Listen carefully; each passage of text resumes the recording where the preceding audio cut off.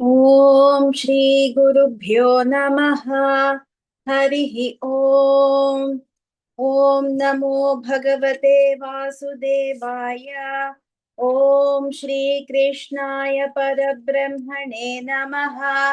अथ श्रीमन्नारायणीयम् अष्टमं दशकं प्रलयवर्णनं जगत्सृष्टिप्रकारवर्णनं च। एवं तावत् प्राकृतप्रक्षयान्ते ब्राह्मे कल्पे ह्यादिमे लब्धजन्मा ब्रह्मा भूयस्त्वत्त एवाप्यवेदान् सृष्टिं चक्रे पूर्वकल्पोपमानाम् सोऽयं चतुर्युगसहस्रमितान्यहानि तावन्मिताश्च रजनीर्बहुशो निनाय निद्रात्यसौ त्वयि निलीय समं स्वसृष्टैः नैमित्तिकप्रलयमाहुरतोऽस्य रात्रिम् अस्मादृशां पुनरहर्मुखकृत्य तुल्यां सृष्टिं करोत्यनुदिनं स भवत्प्रसादात् प्राग्ब्राह्मकल्पजनुषां च परायुषां तु सुप्तप्रबोधनसमास्ति तदा विसृष्टिः पञ्चाशदब्दमधुना स्ववयोद्धरूपम् एकं परार्थमतिवृत्य हि वर्तते सौ तत्रान्त्ये रात्रिजनितान् कथयामि भूमन् पश्चाद्दिनावतरणे च भवद्विलासान् दिनावसानेऽथ सरोजयोनिः सुषुप्तिकामस्त्वयि सन्निलिल्ये जगन्ति च त्वज्जठरं समीयुः तदेदमेकार्णवमास विश्वम् तवैव वेषे फणिराजिशेषे जलैकशेषे भुवने स्मशेषे आनन्दसान्द्रानुभवस्वरूपः स्वयोगनिद्रा परिमुद्रितात्मा कालाख्यशक्तिं प्रलयावसाने प्रबोधयेत्यादिशताखिलादौ त्वया प्रसुप्तं परिसुप्तशक्तिव्रजेन तत्राखिलजीवधाम्ना चतुर्युगाणां च सहस्रमेवं त्वयि प्रसुप्ते पुनरद्वितीये कालाख्यशक्तिः प्रथमप्रबुद्धा प्राबोधयत्वां किल विश्वनाथ विबुध्य च त्वं जलगर्भशायिन् विलोक्य लोकानखिलान् प्रलीनान् तेष्वेव सूक्ष्मात्मतया निजान्तस्थितेषु विश्वेषु ददाथ दृष्टिम् ततस्त्वदीयादैनाभिरन्ध्रात् उदञ्चितं किञ्चन दिव्यपद्मम् निलीननिःशेषपदार्थमाला संक्षेपरूपं मुकुलायमानम् तदेतदम्भोरुह कुड्मलन्ते कलेबरात्तोयपथे प्ररूढम् बहिर्निरीतं परितः स्फुरद्भिः स्वधामभिध्वान्तमलन्यकृन्तत् सम्फुल्लपत्रे निरतां विचित्रे तस्मिन् भवद्वीर्यधृते सरोजे सपद्मजन्मा विधिराविरासीत् स्वयं प्रबुद्धाखिलवेदराशिः अस्मिन् परात्मन्ननुपाद्मकल्पे त्वमित्थमुत्थापितपद्मयोनिः अनन्तभूमा मम रोगराशिं निरुन्धि वातालयवास विष्णो इति श्रीमन्नारायणीये प्रलयवर्णनं जगत्सृष्टिप्रकारवर्णनं चेति अष्टमं दशकं समाप्तम् नारायणाखिलगुरो भगवन्नमस्ते नारायणाखिलगुरो भगवन्नमस्ते अथ नवमं दशकं जगत्सृष्टिवर्णनम् स्थितः स कमलोद्भवस्तव हि नाभिपङ्केरुहे कुतस्विदिदमम्बुधा उदितमित्यनालोकयन् तदीक्षणकुतूहलात् प्रतिदिशो विवृत्ताननः चतुर्वदनतामगाद्विकसदष्टदृष्ट्यम्बुजाम्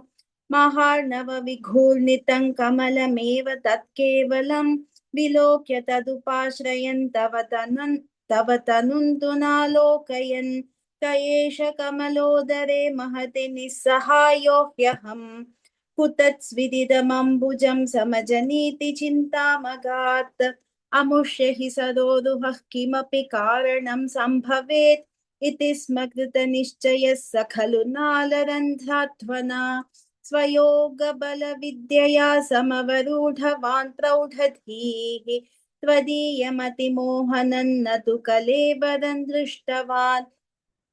ततः सकलनालिका विवरमार्गगोमार्गयन् प्रयस्य शतवत्सरं किमपि नैव सन्दृष्टवान् निवृत्य कमलोदरे सुखनिषण्ण एकाग्रधीः समाधिबलमादधे भवदनुग्रहैकाग्रही शतेन परिवत्सरै दृढसमाधिबन्धोल्लसत्प्रबोध विशदीकृतः स खलु पद्मिनी सम्भवः अदुष्टचरमद्भुतं तव हि रूपमन्तर्दृशा व्यचष्ट परितुष्टधीर्भुजगभोगभागाश्रयम्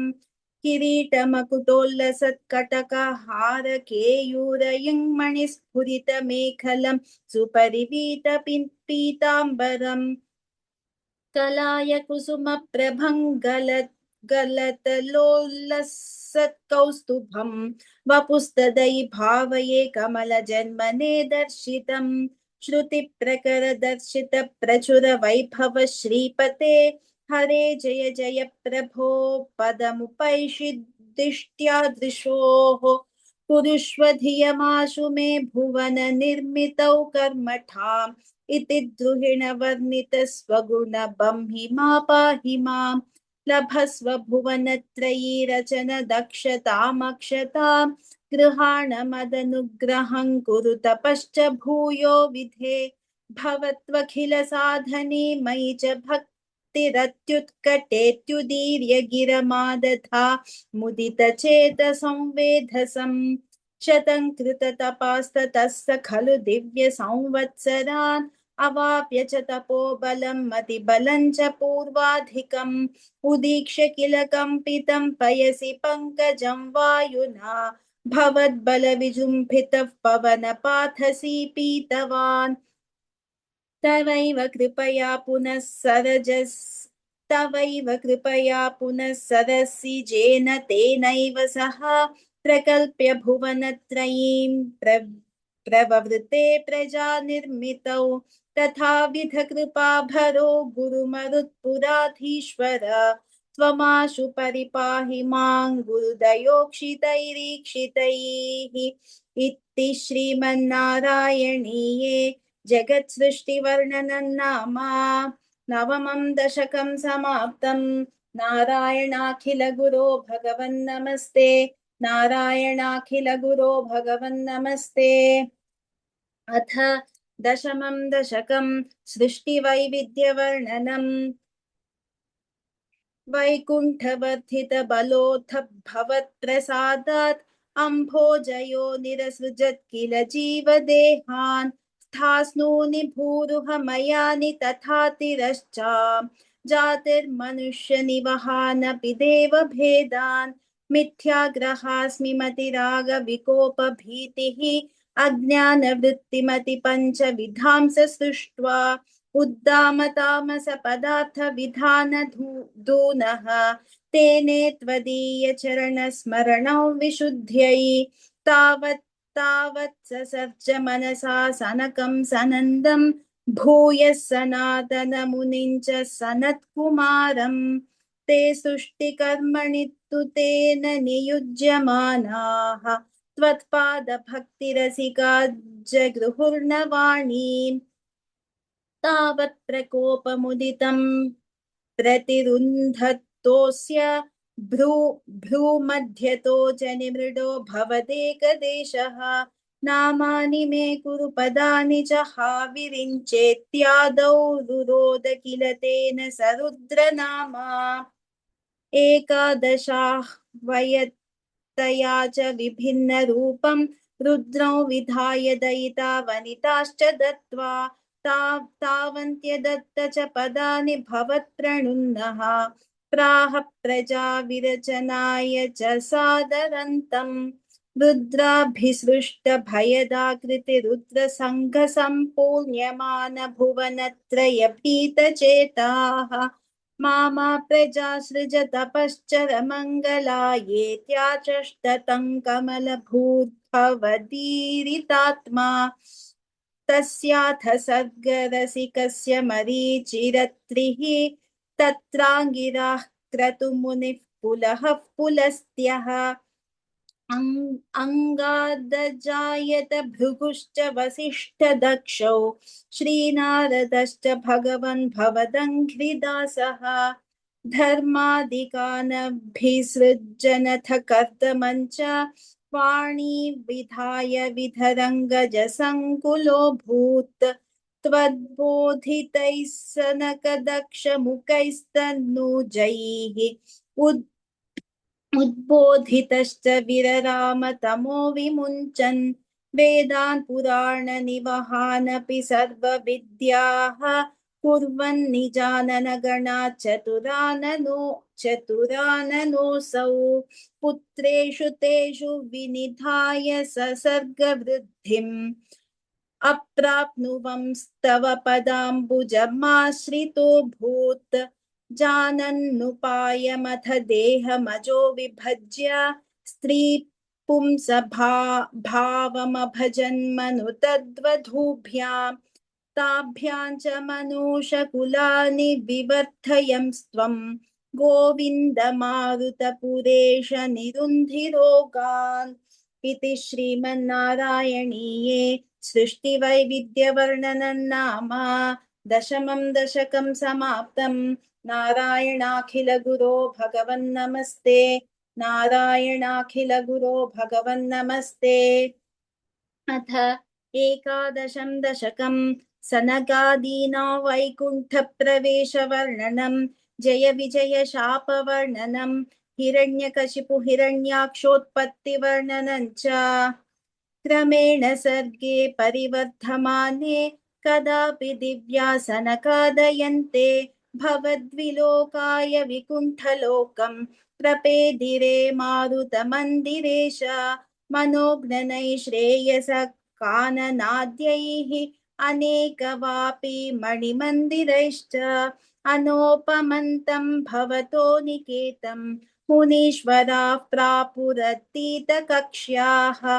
भवद्दिदृक्षून् भवनं विविक्षून् द्वास्थौ जयस्तान् विजयोऽप्यरुन्धां तेषां च चित्ते पदमापकोपः सर्वं भवत्प्रेरणयैव भूमन् वैकुण्ठलोकानुचितप्रचेष्टौ कष्टौ युवान् दैत्यगतिं भजेतम् इति प्रशप्तौ भवदाश्रयौ तौ हरिस्मृतिर्नोस्त्विति नेमतुस्तान् तदेतदाज्ञाय भवानवाप्तः सहैव लक्ष्म्या बहिरम्बुजाक्ष खगेश्वरां सार्पितचारुबाहुः आनन्दयंस्तानभिराममूर्त्या प्रसाद्य गीर्भिस्तुवत्तो मुनीन्द्रान् अनन्यनाथावथ पार्षदौ तौ संरम्भयोगेन भवैस्त्रिभिर्माम् उपेतमित्यात्तकृपन्यगादीः त्वदीयभृत्यावथ काश्यपात्तौ सुरारिवीरावुदितौ द्वौ सन्ध्यासमुत्पादनकष्टचेष्टौ यमोचलोकस्य यमाविवान्यौ हिरण्यपूर्वः कशिपुः किलैकः परो हिरण्याक्ष इति प्रतीतः उभौ भवन्नाथमशेषलोकं रुषान्यरुन्धान् निजवासनान्धौ तयोर्हिरण्याक्ष महासुरेन्द्रः रणाय धावन्ननवाप्तवैरी भवत्प्रियाक्ष्मां सलिले निमज्य चचार गिर्वाद्विनदन् गदावान् ततो जलेशात् सदृशं भवन्तं निशम्य बभ्राम गवेषयंस्त्वां भक्तैकदृश्यः सकृपानिधे त्वं निरुन्धिरोगान् मरुदालयेश इति श्रीमन्नारायणीयम् सनकादीना वैकुण्ठप्रवेशवर्णनं जय विजय शापवर्णनं हिरण्यकशिपु हिरण्याक्षोत्पत्तिवर्णनं चेति एकादशं दशकं समाप्तं नारायणाखिलगुरो भगवन्नमस्ते नारायणाखिलगुरो भगवन्नमस्ते अथ द्वादशं दशकं वराहावतारवर्णनं भूम्युद्धरणवर्णनं च स्वायम्भुवो मनुरथो जनसर्गशीलः दृष्ट्वा महीमसमये सलिले निमग्नाम् सष्टारमापशरणं भवदङ्घ्रिसेवा तुष्टाशयं मुनिजनैः सह सत्यलोके कष्टं प्रजा सृजति मय्यवनिर्नमग्ना स्थानं सरोज भव कल्पय तत्प्रजानाम् इत्येवमेष कथितो मनुना स्वयंभूः अम्भोरुहाक्ष तव पादयुगं व्यचिन्तीत् हा हा विभो जलमहन्यपिबं पुरस्तात् अद्यापि मज्जति मही किमहं करोमि इत्थं त्वदङ्घ्रियुगलं शरणय्यतोऽस्य नासापुटात् समभवः शिशुकोलरूपी अङ्गुष्ठमात्रवपुरुत्पतितः पुरस्ताद् भूयोऽथ कुम्भिसदृशः समजृम्भथास्त्वम् अभ्रे तथा विद्धमुदीक्ष्य भवन्तमुच्चैः विस्मेरतां विधिरगात् सह सूनुभिः स्वैः कोसावचिन्त्य महिमा किटिरुत्थितो मे नासापुटात् किमु भवेदजितस्य माया इत्थं विचिन्तयति धातरि शैलमात्रः सद्यो भवन् किल जगज्जित घोर घोरं तन्ते निनादमुपकर्ण्य जनस्तपस्थाः सत्यस्थिताश्च मुनयो नुनुपुद्भवन्तम् तत्स्तोत्रहर्षुलमनाः परिणद्य भूयः तोयाशयं विपुलमूर्तिरवातरस्त्वम् ऊर्ध्वप्रसारि परिधूम्रविधूतरोमा प्रोक्षिप्तवालधिरवामुखघोरघोणः तूर्णप्रदीर्णजलदः परिघूर्णदक्ष्णा स्तोत्रोन्मुनीन् शिशिरयन्नवतेरिथत्वम् अन्तर्जलन्तदनुसङ्कुलनक्रचक्रं भ्राम्यत्तिमिङ्गिलकुलं कलुषोर्मिमालम् आविश्य भीषणरवेण रसातलस्थान् आकम्पयन् वसुमती मगवेशयस्त्वं दृष्ट्वाथ दैत्यहतकेन रसातलान्ते संवेशितान् झटितकूटकिटिर्विभो त्वम् आपातुकान् विगणय्य सुरारिखेटान् दंष्ट्राङ्कुरेण वसुधामदधासलीलम् अभ्युद्धरन्नथ धरान् दशनाग्रलग्नमुस्ताङ्कुराङ्कितैवाधिकपीवरात्मा उद्धूतघोरसलिलाजलधेरुदञ्चन् क्रीडा वराहवपुरीश्वर पाहि रोगात् इति श्रीमन्नारायणीये वराहावतारवर्णनं भूम्युद्धरणवर्णनं चेति द्वादशं दशकं समाप्तं नारायणाखिलगुरो भगवन्नमस्ते नारायणाखिलगुरो भगवन्नमस्ते अथ त्रयोदशं दशकं हिरण्याक्षवधवर्णनम् हिरण्याक्षन्तावद्वरद भवदन्वेषणपरं चरन्तं संवर्ते पयसि निजजङ्घापरिमिते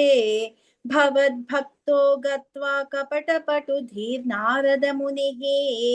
शनैरुचे नन्दन्दनुजमपि निन्दं स्तव बलम् समायावे विष्णुर्हरति भवदीया वसुमती प्रभो कष्टं कष्टं किमिदमतितेनाभिगदितः नदन् क्वासौ क्वासाविति समुनिना दर्शितपथः भवन्तं सम्प्रापद्धरणिधरमुद्यन्तमुदकात् अहो आरण्योऽयं मृग इति हसन्तं बहुतरैः दुरुक्तैर्विध्यन्तं दितिसुतमवज्ञाय भगवन् महीन् दृष्ट्वा दंष्ट्रा शिरसि चकितां स्वेन महसा पयोधावाधाय प्रसभमुदयुङ्क्तां मृधविधौ गदापाणौ दैत्ये त्वमपि हि गृहीतोन्नतगदः नियुद्धेन क्रीडन् घटघटरवोद्घुष्टवियता रणालोकौत्सुक्यान्मिलति सुरसङ्घे द्रुतममुं निरुन्ध्या सन्ध्यातः प्रथममिति धात्रा जगदिशे गदोन्मद्ये तस्मिंस्तव खलु गदायान्दिति भुवः गदाघातात् भूमौ झटिति पतितायामहः भोः मृदुस्मेरास्यस्त्वं दनुजकुलनिर्मूलनचणं महाचक्रं स्मृत्वा करभुवि दधानोरुरुचिषे ततः शूलङ्कालप्रतिमऋषि दैत्ये विसृजति त्वयि छिन्दत्येन करकलितचक्रप्रहरणात् समारुष्टो मुष्ट्या स खलु वितुदंस्त्वां समतनोत् गलन्माये मायास्त्वयि किल जगन्मोहनकरिः भवच्चक्रज्योतिष्कणलवनिपातेन विधुते ततो मायाचक्रे वितत घनरोषान्धमनसम् गिरिष्टाभिर्मुष्टिप्रहृतिभिरभिघ्नन्तमसुरम् स्वपादाङ्गुष्ठेन श्रवणपदमूले निरवधिः महाकायः सोऽयन्तव चरणपातप्रमथितः गलद्रक्तो वक्त्रादपतदृष्टिभिः श्लाघितहतिः तदा त्वामुत्तामप्रमदभरविद्योतिहृदयाः मुनीन्द्राः सान्द्राभिस्तुतिभिरनुवन्नध्वरतनुम् त्वचिच्छन्दो रोमस्वपि कुशगणश्चक्षुषि घृतम् चतुर्होतारोघ्रौ सृगपि वदने चोदर इडा ग्रहा जिह्वायानन्ते परपुरुषकर्णे च चमसाः विभो सोमो वीर्यं वरदगलदेशेऽप्युपसदः मुनीन्द्रैरित्यादिस्तवनमुखरैर्मोदितमनाः महीयस्यामूर्त्या विमलतरकीर्त्या च विलसन् स्वधिष्ण्यं सम्प्राप्तः सुखरसविहारी मधुरिपो निरुन्ध्यारोगं मे सकलमपि वातालयपते इति श्रीमन्नारायणीये हिरण्याक्षवधवर्णनं नाम त्रयोदशं दशकं समाप्तम् नारायणाखिलगुरो भगवन्नमस्ते नारायणाखिलगुरो भगवन्नमस्ते अथ चतुर्थं दशकं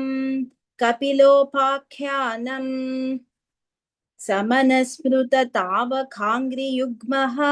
समनुः पङ्कजसम्भवाङ्गजन्मा निजमन्तरमन्तराय हीनं चरितन्ते कथयन् सुखं निनाय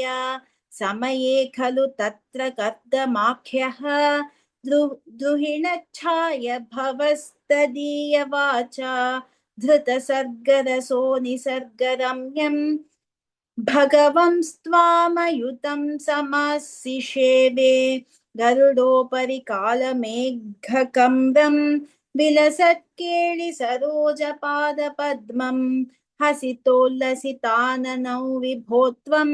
वपुराविष्कुरे वपुराविष्कुरुषे स्म कर्दमाय स्तुवते पुलकावृताय तस्मै मनुपुत्रीन्दयितान्न वापि पुत्रीः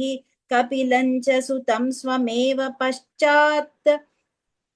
स्वगतिं चाप्यनुगृह्य निर्गतो भूः समनुष्यतरूपया महिष्या गुणवत्या सुतया च देवहूत्या भवदीरिति नारदोपदिष्टः समगात् कर्दममागति प्रतीक्षम् मनुनोपहृतां च देवहूतिं तरुणीरत्नमवाप्य कर्दमोऽसौ भवदर्चन निर्वृतोऽपि तस्यां दृढशुश्रूषणया दधौ प्रसादम् सपुनस्त्वदुपासनप्रभावात् दयिता कामकृते कृते विमाने वनिताकुलसङ्कुलो नवात्मा व्यहरद्देव पथेषु देवहूत्या शतवर्षमथ व्यतीत्य सोऽयं नवकन्याः समवाप्य धन्यरूपाः मनयानसमुद्यतोऽपि कान्ता हितकृत्वज्जननोत्सुकोऽन्यवासीत् निज भर्तृगिरा भवन्निषेवा निरतायामथ देवदेवहूत्यां कपिलस्त्वमजायथा जनानां प्रथयिष्यन् परमात्मतत्त्वविद्याम् वनमेयुषि कर्तमे प्रसन्ने मत सर्वस्वमुपादिशन् जनन्यै कपिलात्मक वायुमन्दिरेश त्वरितं त्वं परिपाहि माङ्गदौघात् इति श्रीमन्नारायणीये कपिलोपाख्यानं नाम चतुर्दं दशकं समाप्तं। नारायणाखिलगुरो भगवन्नमस्ते। नारायणाखिलगुरो भगवन्नमस्ते। अथ पञ्चदशं दशकं कपिलोपदेशः। मतिरिह गुणस्ता बन्धकृत्तेष्वसक्ता त्वमृतकृदुपरुन्धे भक्तियोगस्तु शक्तिं महदनुगमलभ्या भक्तिरेवात्र साध्या कपिलतनुरिति त्वं देवहूत्यैन्यगादीः प्रकृतिमहदहङ्काराश्च मात्राश्च भूतान्यपि हृदपि दशाक्षी पूरुषः पञ्चविंशः इति विदितविभागो मुच्यते सौ प्रकृत्या कपिलतनुरिति त्वं देवहूत्यैन्यगादीः प्रकृतिगतगुणौघैर्नाज्यते पूरुषोऽयं यदि तु सजति तस्यां तद्गुणास्तं भजेरन् मदनुभजन तत्त्वालोचनैः साप्यपेयात् कपिलतनुरिति त्वं देवहूत्यैन्यगादीः विमलमतिरुपातैरासनाद्यैर्मदङ्गं गरुडसमधिरूढं दिव्यभूषायुधाङ्कं रुचितुलिततमालं शीलयेतानुवेलं कपिलतनुरिति त्वं देवहूत्यैन्यगादीः मम गुणगणलीला कर्णनैः कीर्तनाद्यैः मयि सुरसरिदोघप्रख्यचित्तानुवृत्तिः भवति परमभक्तिः सा हि मृत्योर्विजेत्री कपिलतनुरिति त्वं देवहूत्यैन्यगादीः अहह बहुलहिंसा सञ्चितार्थैः कुटुम्बं प्रतिदिनमनुपुष्णन् स्त्रीजितो बाललाली विशति हि गृहसक्तो यातनां मय्य भक्तः कपिलतनुरिति त्वं देवहूत्यैन्यगादीः युवति जठरखिग्नो जातबोधोऽप्यकाण्डे प्रसवगलितबोधः पीडयोल्लङ्घ्य बाल्यम् पुनरपि बत मुह्यत्येव तारुण्यकाले कपिलतनुरिति त्वं देवहूत्यैन्यगादीः पितृसुरगणयाजी धार्मिको यो गृहस्थः स च निपतति काले दक्षिणाध्वोपगामी मयि निहितमकामं कर्म तु दक्पथार्थं कपिलतनुरिति त्वं देवहूत्यैन्यगादीः इति सुविदितवेद्यान् देव हे देवहूतिं कृतनुतिमनुगृह्य त्वं गतो योगिसङ्घैः विमलमतिरथासौ भक्तियोगेन मुक्ता त्वमपि जनहितार्थं वर्तसे प्रागुदीच्या परम किमु बहुक्त्या त्वत्पदाम्भोजभक्तिं सकलभयविनेत्रीं सर्वकामोपनेत्रीं वदसि खलु दृढं त्वं तद्विधूयामयान्मे गुरुपवनपुरेश त्वय्युपाद्धत्स्वभक्तिम् इति श्रीमन्नारायणीये कपिलोपदेशं नाम पञ्चमं दशकं समाप्तम् नारायणाखिल गुरो भगवन्नमस्ते नारायणाखिल गुरो भगवन्नमस्ते